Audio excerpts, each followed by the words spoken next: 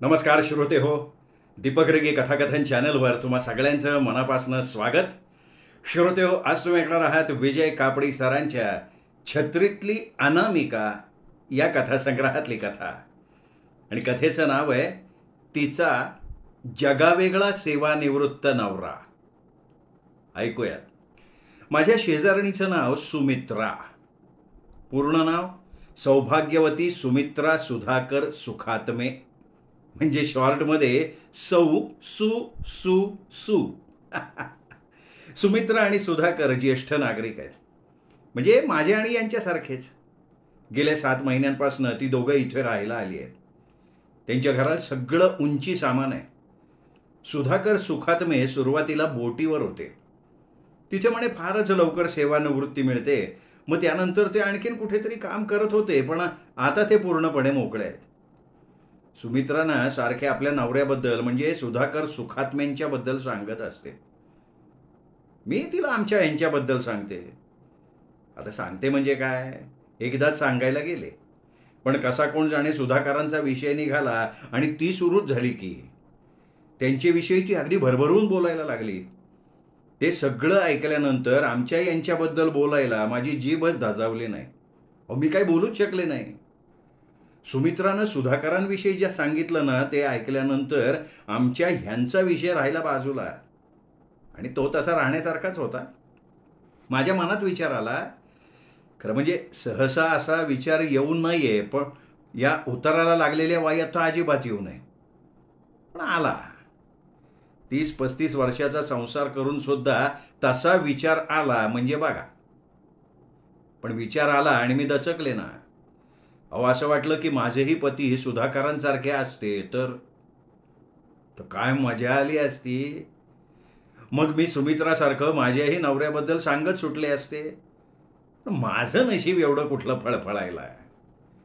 खरं म्हणजे ना, सुमित्राला मिळाला तसा सुधाकरांसारखा पती क्वचितच कोणाला तरी मिळतो.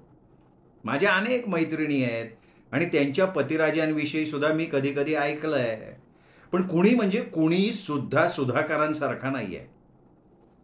तर सगळ्यांचंच नशीब सुमित्रा एवढं चांगलं कुठलं असायला, नाही का?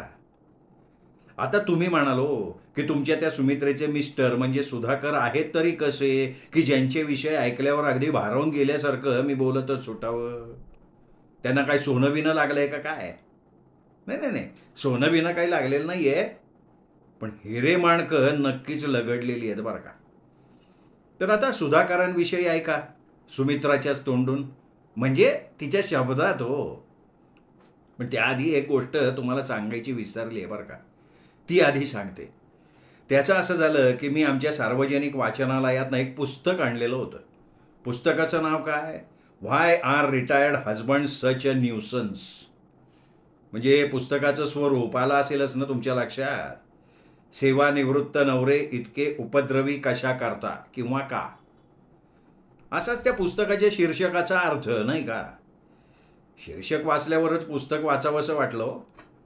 आत काय असणार त्याविषयी तशी कल्पना आली, पण नेमकं काय लिहिलं असेल ते बघण्याकरता टेबलावरचं पुस्तक उचललं, माझ्या नावाचं कार्ड बनवलं आणि पुस्तक घेऊन लागले घरच्या वाट्याला. तर वाटेत भेटली सुमित्रा. मी तिला लगेच ते पुस्तक दाखवलं. पुस्तकाचं शीर्षक वाचूनच सुमित्राच्या कपाळावर नाराजी दर्शवणाऱ्या आठ्या पडल्या. तेवढ्यानं पुरं पडणार नाही म्हणून असेल कदाचित, पण तिच्या तोंडून छे असा उद्गार सुद्धा बाहेर पडला. सुमित्राला ना ते पुस्तक उघडून बघावं असं सुद्धा वाटलं नाही. तिने ते माझ्याकडे दिलं आणि म्हणाली, सेवानिवृत्त नवरे उपद्रवी असतात हे या लेखिकेला सांगितलंय कुणी, का तिचा स्वतःचाच अनुभव आहे? कोण आहे लेखिका, कोण आहे? पुस्तकाच्या वेष्टनावर नजर टाकल्यासारखं करत मी म्हणाले, मूळ पुस्तक जपानी आहे, लेखिकेचं नाव तिथलंच आहे, सायोको निशिवा. जपानी पुस्तकाचं हे इंग्रजी रूपांतर आहे. सुमित्रा काहीशी अस्वस्थ दिसली. म्हणाली, ते असो, आपण जरा कुठे बसूयात का? मला तुम्हाला खूप काही सांगावंसं वाटतंय. मी म्हटले बसूया की, पण वेळ कमी आहे. आमच्या यांना मी फार वेळ बाहेर असलेला आवडत नाही. असं? सुमित्राने आश्चर्य व्यक्त केलं आणि लगोलग म्हणाली, अहो सुधाकर, म्हणजे माझे पती मला म्हणतात खुशाल बाहेर जा, घरात कोंडल्यासारखं होतं, बाहेरची हवा प्रकृतीला चांगली. अरे वा, असं म्हणतात ते. माझ्या नकळत माझ्या तोंडून कौतुकोद्गार निघाला. त्यानंतर सुमित्रानं त्यांच्याविषयी सांगायला सुरुवात केली आणि ऐकता ऐकता मला चक्क सुमित्राचा हेवा वाटायला लागला. सुधाकरांविषयी कौतुकच कौतुक वाटायला लागलं. कधी एकदा घरी जाते आणि आमच्या यांच्या कानावर ते सगळं घालते असं झालं मला. तुम्ही म्हणाल की सुमित्रा असं काय म्हणाले सुधाकर रावांच्या बद्दल ते तर सांगा. मग ऐका. सुमित्रा सांगायला लागली, माझे हजबंड म्हणजे सुधाकर, त्यांना मी सुधा म्हणूनच हाक मारते आणि ते मला मित्रा म्हणून हाक मारतात. तर सुधा भल्या पहाटे जागे होतात. खरं म्हणजे नेमके किती वाजता ते उठतात ते मला नेमकं नाही सांगता येणार, कारण ते अगदी मांजरीच्या पावलांनी बेडरूममधनं बाहेर जातात. संडासला जातात, पण तिथली साखळी हळूवार हाताने ओढतात. खूप मोठा आवाज होऊन माझी झोपमोड झालेली त्यांना अजिबात आवडत नाही. तोंड धुवायला घेताना ते चित्रविचित्र आवाज किंवा खाकरे काढत नाहीत. त्यानंतर चहाचं आधण ठेवतात. 2.5 कप चहा करतात. 1 कप त्यांच्यासाठी, 1.5 कप माझ्यासाठी. सकाळी सकाळी 1.5 कप चहा मिळाला नाही ना तर माझं बाई डोकंच आऊट होतं. दिवसभर मग माझा मूड ऑफ होतो. तो तसा होऊ नये याकरता ते फार जपतात. न विसरता 1.5 कप चहा तयार ठेवतात. डायनिंग टेबलावर किटली, कपबशी, माझ्या आवडत्या बिस्किटांचा पुडा आणि कुरकुरीत टोस्ट ठेवून ते माझी वाट बघत बसतात. नाही, ते मला उठवत वगैरे नाहीत. हां, मी माझ्या नित्य सवयीप्रमाणे ठरलेल्या वेळी उठते, सगळं आटोपते, चहा घ्यायला बसते. तेव्हा सुद्धा अभिवादन केल्यासारखं करून म्हणतात, हाय मित्रा, गुड मॉर्निंग. रात्री झोप कशी लागली? उत्तम स्वप्न पडली ना? बिछाण्यातून उठताना फ्रेश वाटलं ना? का पुन्हा झोपावं असं वाटतंय? मी त्यांच्या एकाही प्रश्नाचं उत्तर न देता चहाचा कप उचलते. तुम्हाला सांगते, सुधा इतका उत्तम चहा करतात ना, पहिला घोट गळ्याखालून जाता जाता मला एकदम फ्रेश वाटायला लागतं. वाटतं उठावं आणि कथ्थक पद्धतीनं नाचत सुटावं. ती कुठल्या तरी चहाच्या जाहिरातीतली बाई नाही का नाचते, अगदी तसं. मी बिस्किटाचा तुकडा मोडून तोंडात टाकला की लगोलग सुद्धा विचारतात, कशी वाटतायत बिस्किटं? जणू काही बिस्किटं त्यांनीच बनवली आहेत बरं का. मी आपली मान हलवते. तेवढ्यात पेपरवाला वर्तमानपत्राची गुंडाळी दारावर फेकतो. सुधा चटदिशी उठतात, झपझप चालत दाराशी जातात, घाईघाईनं दार उघडतात, खाली वाकून पेपर उचलतात, माझ्या पुढ्यात आणून ठेवतात. मी त्यांना कधी कधी विचारते की पेपर घ्यायला एवढी घाई गडबड का करता तुम्ही? तर ते चटदिशी उत्तरतात, म्हणतात बातमी शिळी व्हायला नको. हे असले वन लायनर जोक मारायला ना त्यांना खूप आवडतं बरं का. त्यांच्या जोकवर मी हसले नाही ना तरी त्यांना चालतं. मग मी गंभीर भाव चेहऱ्यावर आणते, वर्तमानपत्राची पानं उलटते, ठळक बातम्यांवरनं नजर फिरवते. तसंच विशेष काही असेल तर संपूर्ण वाचायला घेते. मग अर्धा पाऊण तास त्याच्यात जातो. मधल्या वेळेत सुधाचा चहा झालेला असतो. मी पेपर तसाच टेबलवर टाकून देते, एक दीर्घ जांभई देते. टेबलावर माझाच तेवढा कप असतो. बाकीची सामग्री सुधानं कधीच आत नेऊन ठेवलेली असते. टेबल पुसून साफ केलेलं असतं. तेवढ्यात सुधा टेबलजवळ येतात. वर्तमानपत्राची पानं जुळवतात, व्यवस्थित घडी करून ठेवतात. माझा कप घेऊन आतल्या दिशेनं जातात. जाताना न विसरता विचारतात, वाचून दाखवू का एखादी बातमी तुला? आणि मग वर्तमानपत्रातल्या पानांवरनं नजर फिरवल्यासारखं करत पुटपुटतात, दुपारची जेवणं झाली की पडल्या पडल्या वाचेन. तेवढ्यात कामवाली येते. हां, नाही, त्याच्या आधी कचरा घेऊन जाणारी बाई दारावरची घंटी वाजवते. मग सुधा कचऱ्याची टोपली घेऊन धावत दाराच्या दिशेनं जातात. दार उघडून तिच्या हवाली टोपली करतात, दार बंद करतात. 2-4 मिनिटं जाऊ देतात, पुन्हा दार उघडतात, रिकामी टोपली घेऊन परत येतात. कधी कधी बाई सुधाची गंमतच होते बरं का. म्हणजे टोपली हातात घेऊन ते दार उघडतात आणि दारात आमचे बाहेरगावून आलेले पाहुणे उभे असतात. मग सॉरी म्हणत सुद्धा टोपली मागे करतात. पाहुणे हसून म्हणतात, कचऱ्याच्या टोपलीनं पाहुण्याचं स्वागत करायची तुमच्या इथे रीत आहे, हे माहिती नव्हतं बरं का आम्हाला. मग सुद्धा त्यावेळेला माझ्या दिशेनं तिरपा कटाक्ष टाकतात. मी त्यांना नेहमी सांगते की अहो आधी दार उघडा, कचरावालीचं आहे ना याची खात्री करून घ्या आणि मग कचऱ्याची टोपली आणायला जा, म्हणजे मागच्या वेळी झाली तशी फजिती होणार नाही. पण ही एकच गोष्ट अशी आहे ना की सुद्धा माझं ऐकत नाही. पण फजिती झाली ना की माझ्या दिशेनं तिरपा कटाक्ष टाकायला मात्र विसरत नाहीत. त्यांना जणू म्हणायचं असतं की तुझंच बरोबर आहे. पुढच्या खेपेपासून नाही, उद्यापासनं तुझी सूचना मी अंमलात आणीन.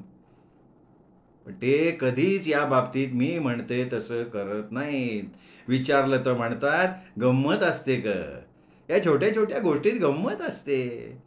दारापलीकडे पाहुणा आहे का कचरावाली आहे, यात जो सस्पेन्स आहे ना तो मला एन्जॉय करायला आवडतो.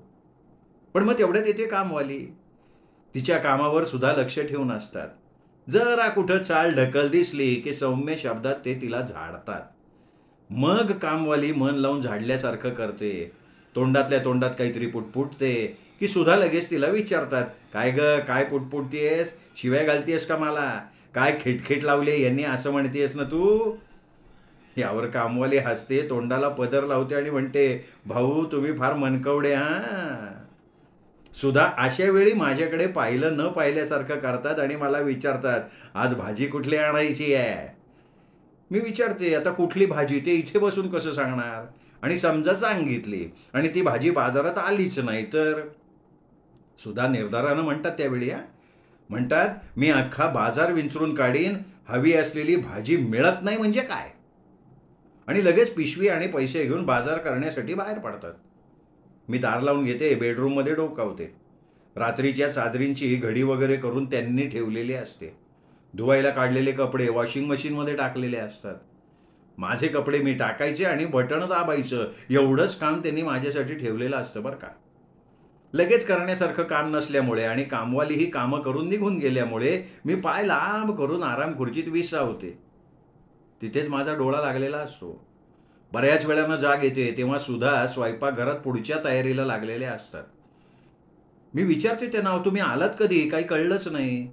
सुधा म्हणतात, किल्ली घेऊन गेलो होतो ना, अजिबात आवाज न करता मी दार उघडलं, बंदही केलं. तुझा डोळा लागलाय ते याची देही याची डोळा बघितलं, काय सुरात घोरतेस ग तू. आणि मग लगेच विचारतात, आंघोळीचा विचार आहे का, लगेच पाणी काढतो. मी डोळे वटारून त्यांच्याकडे बघते तेव्हा दचकल्यासारखं करून खांदे उडवत म्हणतात, तू ना तू, अगं तू आंघोळीच्या आधीच आंघोळ केल्यासारखी फ्रेश दिसतीयस. आणि मी 10 आंघोळ केली तरी आंघोळ न केल्यासारखा दिसतो बरं का. मग ते बाथरूममध्ये जातात. दांडीवरचा टुवाल न्हाणीघरात नेऊन ठेवतात. साबणाच्या वडीची चापटी झाली असेल ते नवीन साबण ठेवतात. टुवालाच्या बाबतीत ते फार जागरूक असतात. काय आहे, मला टॉवेल न्हाणीघरात नेण्याचा नेहमी विसर पडतो. त्यामुळे आंघोळ झाल्यावर अहो जरा टॉवेल द्या असं ओरडायची मला सवय आहे. त्यामुळे आधीच काळजी घेऊन ते टुवालाची व्यवस्था करतात. तुम्हाला आश्चर्य वाटेल पण त्यांनी माझ्यासाठी काढलेल्या गरम पाण्याच्या डिग्रीत 1 अंशाचाही फरक पडलेला नसतो. किती कौतुकास्पद गोष्ट आहे नाही काही.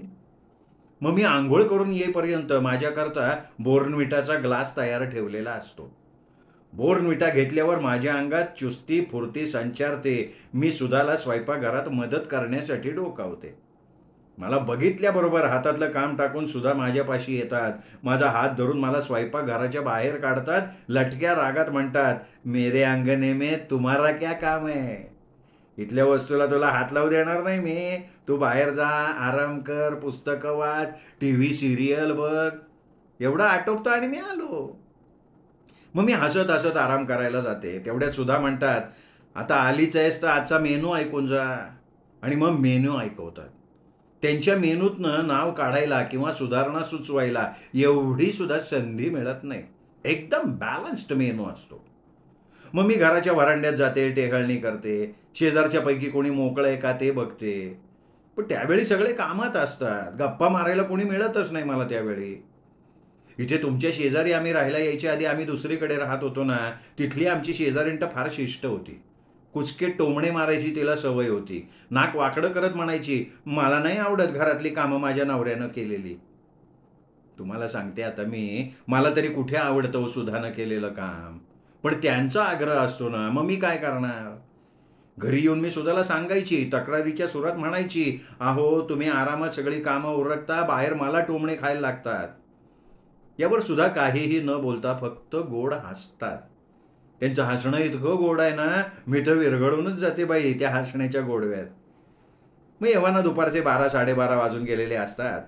सुधा बाहेरच्या खोलीत डोकावल्यासारखं करून वर्दी दिल्याच्या थाटात म्हणतात, जेवण तयार आहे, पानं घेतो, गरमागरम जेवूया. मग आम्ही जेवायला बसतो. सुधा उंची हॉटेलातल्या वेटरप्रमाणे व्यवस्थित वाढतो, स्वतःचं पान तयार करतो, पण तोंडात घास घेत नाही. हा, माझा घास तोंडात घालून झाला की लगेच विचारतो, जमलंय का मला, अजून शिकतोय ना मी, थोडे दिवस थांब बरं का तू, असा मस्त स्वयंपाक करून वाढतो ना तुला, बोटं चाखत बसशील तू. मी लगेच म्हणते, खरोखर कमाल आहे हो, बोटं चाखत बसण्यासारखा आजचा स्वयंपाक जमलाय, कुणाकडे शिकला हो तुम्ही? अहो, मोठमोठ्या हॉटेलातल्या शेफ मंडळींनी तुमच्यासमोर मांडी घालून बसून धडे घ्यायतले पाहिजेत. यावर हात जोडत सुद्धा म्हणतात, अगं तूच तर शिकवलं सगळं, तुझीच कृपा ग, तुझीच कृपा. त्यांनी असं काही म्हटलं ना बाई की मला तर खूप सुखावल्यासारखं होतं. जेवता जेवता त्यांना मध्येच उठावं लागतं. मला लोणचं, पापड, चटणी काही आधी खावं असेल म्हणून ते न कंटाळता तक्रारीचा एक शब्दही तोंडातनं न काढता उठतात. आणि मग आमचा जेवणाचा कार्यक्रम संपतो. कधी कधी तर सुधाचं जेवण इतकं म्हणून रुचकर असतं ना की जगाच्या अंतापर्यंत जेवत राहावं असं वाटायला लागतं. मी चूळ भरून सरळ बेडरूम काढते. रुचकर जेवणानं पोट इतकं म्हणून गच्च झालेलं असतं की सरळ जाऊन बिछाण्यावर आडवं व्हावंसं वाटतं. नुसतं वाटत नाही, मी जाऊन आडवी होते. सुद्धा टेबलावरचं उरकतात, टेबलावर पोच्या मारतात.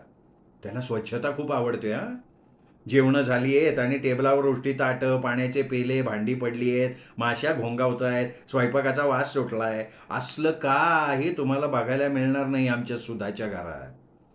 सुधा ते सगळं आटपून बाहेर येईपर्यंत कुठलं तरी पुस्तक किंवा मासिक डोळ्यासमोर धरून मी झोपी गेलेली असते. मग हलक्या हातानं ते माझ्या हातातलं पुस्तक उचलतात, खुणेसाठी कागदाचा कपटा ठेवतात, पुस्तक बाजूच्या रॅकवर ठेवतात. कधी कधी ना डोळे किलकिले करून त्यांच्या नकळत मी हे सगळं बघते बरं का. अभिमानानं ऊर भरून येतो अहो. मग ठीक 4:30 वाजता मला जाग येते. बाहेर येऊन बघते तर सुधानं चहाची सगळी तयारी पूर्ण केलेली असते. मी कप तोंडाला लावत TV समोर जाऊन बसते.